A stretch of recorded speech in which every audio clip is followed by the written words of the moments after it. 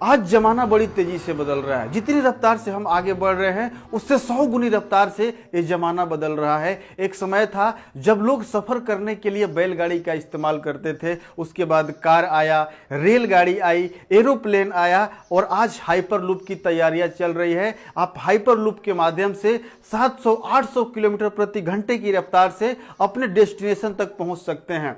एक समय था जब इंफॉर्मेशन को, सूचना को पहुंचाने के लिए कबूतर का इस्तेमाल किया जाता था, उसके बाद डाकिया आया, उसके बाद टेलीग्राम आया और आज व्हाट्सएप के माध्यम से अपने इंफॉर्मेशन को टेक्स्ट के माध्यम से, ऑडियो के माध्यम से, वीडियो के माध्यम से फ्रिक्शन ऑफ सेकंड में लोगों तक पहुंचा सकते हैं। इस वीडियो में हम बात करने वाले हैं क्यों लोगों को direct selling, network marketing, affiliate marketing करना जरूरी नहीं बल्कि मजबूरी हो जाएगा। ऐसे कौन कौन से कारण है?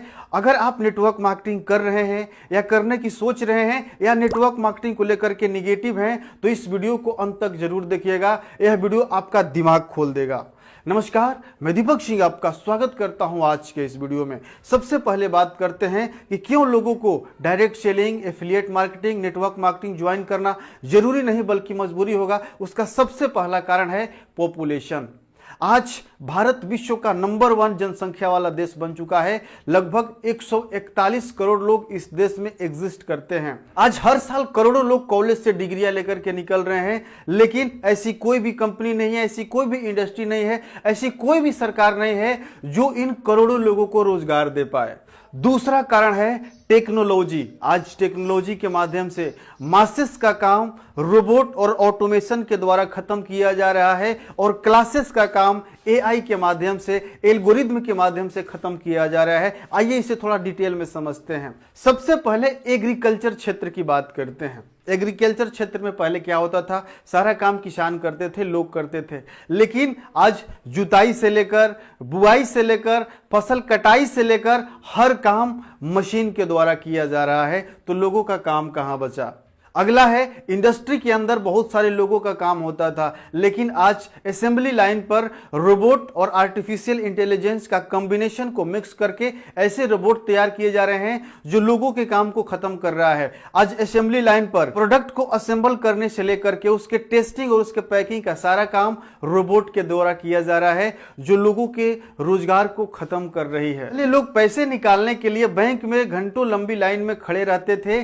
जब उनका नंबर आता था तब उनको पैसा मिलता था, लेकिन आज मिनटों में नहीं बल्कि सेकंड में वो किसी को पैसा ट्रांसफर कर सकते हैं, कहीं से पैसा मंगवा सकते हैं, फोन पे, पेटीएम, गूगल पे के माध्यम से। आज ऑनलाइन ट्रांजैक्शन का जमाना हो चुका है। तो सोचिए बैंक में आने वाले समय में कर्मचारी का काम क्या रहेगा। और अब तो इतने खतरनाक खतरनाक एआई टूल्स आ रहे हैं जो क्लासेस का काम थे, जिनको लोगों को लगता था इनके काम को कोई नहीं खत्म करेगा, उनके काम को इस सेकंडों में कर दे रहा है। और आने वाले समय में जो कंटेंट राइटर हैं, जो घंटों कहीं से सर्च करके कंटेंट लिखते थे, चैट जीपीटी उस काम को फ्रिक्शन ऑफ सेकंड में कर रहा है। वेब डेवलपर, वेब डिजाइनर जो वेब का कोड लिखने में घंटों लगाते थे, कई दिन लगाते थे, उस कोड को चैट जीपीटी और एआई टूल्स मात्र 2 से 5 मिनट के अंदर एक आपको प्रिपेयर करके फुल कोड लिख करके दे रहा है। जिस फोटो को एडिट करने के लिए हम आधा घंटा, 1 घंटा लगाते थे,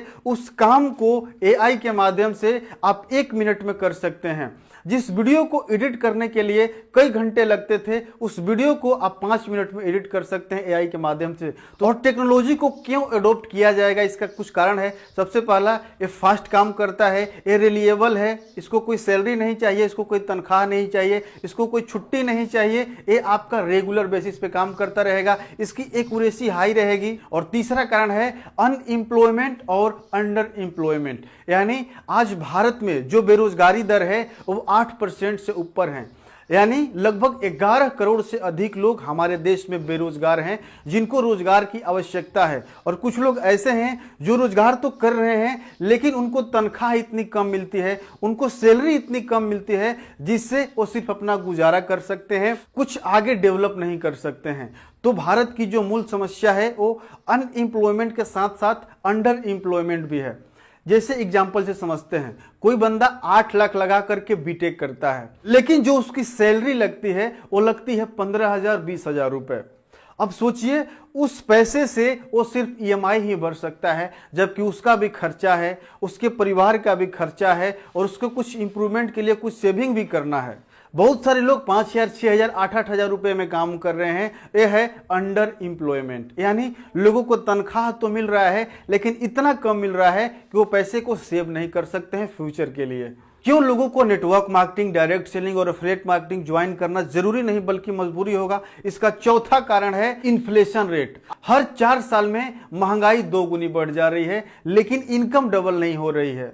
तो अगर आप अपने इनकम को बढ़ाना चाहते हैं तो आपको एक ऐसे इंडस्ट्री में आना होगा जहां पर आपका इनकम लेवरेज तरीके से ग्रोथ करता है, और वो इंडस्ट्री कौन होगी आपको मालूम है। और नेटवर्क मार्केटिंग, डायरेक्ट सेलिंग के कुछ खासियत हैं। सबसे पहला, यहां पर आपका एज मैटर नहीं करता है, आपका क्वालिफिकेशन मैटर नहीं करता है, आपकी कास्ट, आपका रिलीजन मैटर नहीं करता है, आपकी हाइट, आपकी वेट मैटर नहीं करती है, और मिनिमम इन्वेस्टमेंट में आप इस धंधे को शुरू कर सकते हैं। जितने रुपए का आपके पास स्मार्टफोन है उससे भी कम खर्चे में आप इस बिजनेस को शुरू कर सकते हैं। और उससे भी अच्छी बात यह है कि आप पार्ट टाइम में भी इस धंधे को बिल्डअप कर सकते हैं। आप अपने जॉब के साथ साथ, आप कोई और धंधा कर रहे हैं उसके साथ साथ इस बिजनेस को कर सकते हैं और आप भी लेवरेज ग्रोथ पा सकते हैं। आप भी अच्छी खासी रेवेन्यू जनरेट कर सकते हैं यहां से।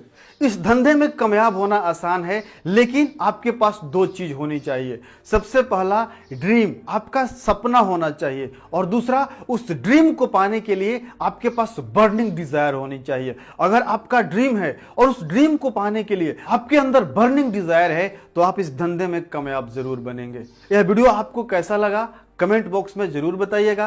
वीडियो को लाइक और अन्य लोगों तक जरूर शेयर कर दीजिएगा। मिलते हैं अगले वीडियो में, तब तक के लिए आपका बहुत बहुत धन्यवाद। आपका दिन शुभ हो।